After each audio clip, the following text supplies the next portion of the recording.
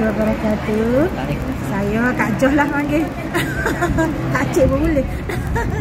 Saya ni kalau kira penyakit tu taklah, kita tak terasa apa yang ada dalam badan kita. Yang pasti darah tinggi sahaja. Tapi penyakit gatal tu memang kronik sangat.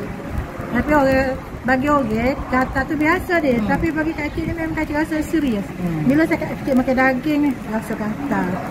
Apatah lagi kekek bili ke budu ke memang kita rasa. Jadi mula-mula Kak Cik makan ni, untuk kotak pertama ni memang gatal sangat-sangat. Setiap sendi Kak Cik yang keluar merah-merah dengan kali apa dah bedeh-bedeh tu. Bedeh tu, beheh dia dah panas. Jadi untuk kotak kedua tu baru rasa dia reda. Now dah gatal. Untuk kotak keempat. Lepas tu kemudian ada benjolan di bawah-bawah kulit di badan Kak Cik ni. Terutamanya di lengan ni lah besar ni. Dia asal dia kurang ni. Ada di sini. Mungkin agak nak flat lagi. Ada gambar dah. Tak ada dah. Tak ada gambar dah. Tapi tak apa. Di bawah telinga ni macam orang kata anak cicak dia. Dia ada besar ni lah. Untuk golek-golek sini.